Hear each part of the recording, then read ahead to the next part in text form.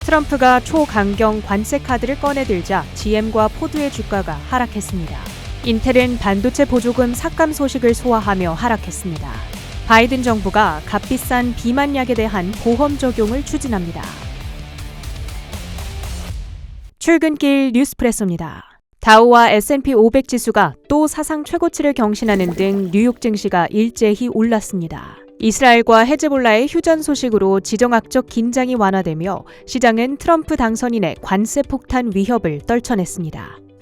트럼프가 마치 첫 집권 당시를 연상시키는 무역전쟁의 포문을 열었습니다.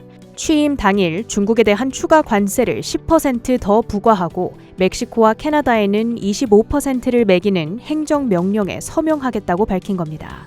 중국은 곧바로 무역 관세 전쟁에 승자는 없다고 반발했고 멕시코 또한 가만히 있지 않겠다며 보복을 예고한 상황인데요. 멕시코 페소와 캐나다 달러는 장중 각각 2년 내, 4년 내 최저 수준까지 떨어지는 등 금융시장도 요동쳤습니다. 골드만삭스의 수석 이코노미스트 젠 해치어스는 이 같은 조치가 실제 이뤄질 경우 소비자 물가는 두드러지는 상승세를 보일 거라 경고했는데요. 현재 중국과 캐나다, 멕시코 3개국은 미국 전체 수입 비중의 43%를 차지합니다. 관세가 적용될 경우 연간 관세 세수만 3천억 달러에 육박하게 되죠. 트럼프가 제시한 관세 인상은 근원 PCE 물가지수를 0.9% 끌어올릴 것으로 추산됩니다. 실제 인플레이션이 요동치면 연준의 금리 인하 궤도 역시 틀어질 수밖에 없는데요. 이에 전일 급락했던 10년물 국채금리는 4bp가량 반등했습니다. 오후 2시에 발표된 FOMC 의사록에도 일부 위원들이 점진적 금리 인하를 선호한다는 내용이 담긴 것으로 나타나며 오늘 밤 발표될 PCE 물가지수에 대한 경계감을 높였습니다. 한편 트럼프가 관세 부과 의지를 표명하자 피해주들의 주가가 크게 밀렸습니다. 현재 GM과 스텔란티스는 멕시코와 캐나다 모두에 제조시설을 두고 있는데요. 특히 GM의 경우 전체 생산 차량 가운데 19%가 멕시코에서 최종 조립되고 있고 스텔란티스의 경우 양국에서 도합 17%의 차량을 제조하고 있습니다. 아무리 미국 기업일지라도 캐나다와 멕시코에서 생산된 차량을 미국으로 들여올 경우 일반적으로 관세 부과의 대상이 되기 때문에 타격이 예상됩니다. GM과 스텔란티스는 각각 9%, 5.7% 급락했고 포드와 혼다, 도요타 등의 주가도 부진했습니다. 한편 중국에 대한 관세 확대는 소매 관련주들에는 악재인데요. 대부분의 상품 가격이 상승하기 때문입니다. 하지만 같은 조건이라면 온라인 판매 중심의 아마존은 상대적으로 우위를 보일 거란 점이 부각되며 아마존의 주가는 3.2% 올랐습니다. 월마트는 식료품 판매가 많다는 점과 매출 성장이 고소득층을 중심으로 이뤄졌다는 사실이 알려지자 연말 쇼핑 시즌에 대한 기대감을 반영하며 2% 올랐습니다. 반면 베스트바이와 콜스, 타겟은 실적 및 가이던스 실망감에 관세 타격 우려감이 더해져 급락하는 등 차별화가 진행됐습니다. 미국 정부가 비만을 질병에 포함시키며 보험을 적용하는 규정을 제안했습니다. 수백만 명의 비만 체중 미국인들이 위고비와 오젬픽 등 고가의 인기 비만약을 싸게 구입해 사용할 가능성이 생긴 건데요.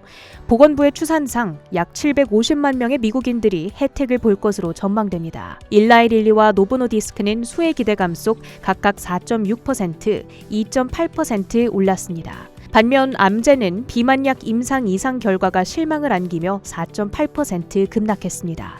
NRG 에너지는 제프리스가 투자 의견을 매수로 상향하고 목표 주가도 올려잡자 10% 급등했습니다. 컨스텔레이션 에너지와 비스트라 등 전력 관련주들도 7.2%, 5.5% 동반 급등했습니다.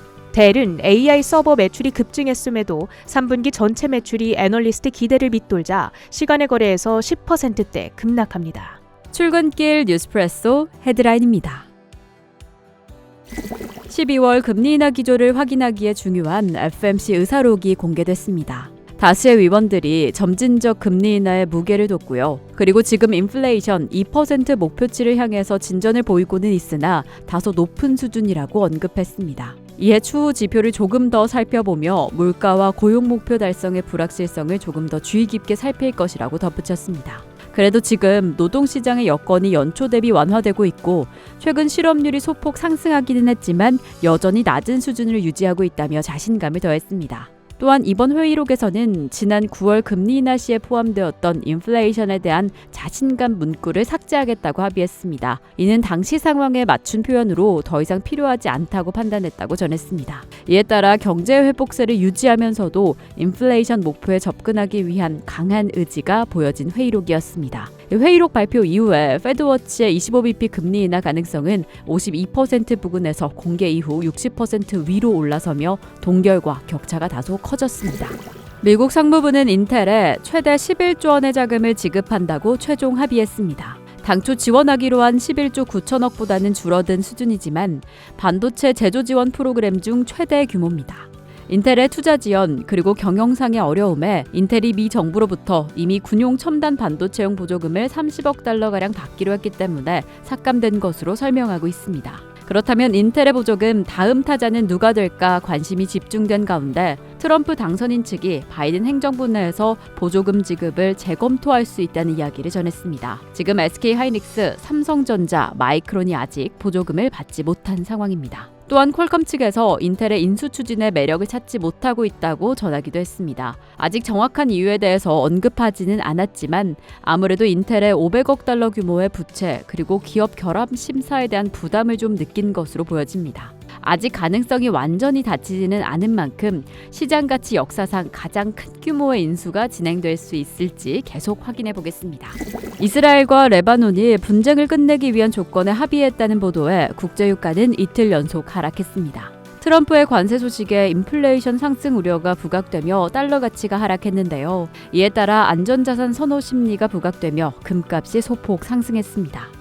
비트코인은 최근 강력한 급등세에서 다소 진정되는 듯한 흐름을 보이고 있습니다. 당분간 조정을 받을지 지켜봐야겠는데 이에 간밤 마이크로 스트래테지 주가는 12% 넘게 급락하며 마감했습니다. 이상으로 뉴스프레소 전해드렸습니다. 첫눈이 펑펑 내리는 오늘 출근길 안전에 조금 더 유의하시기 바라겠습니다.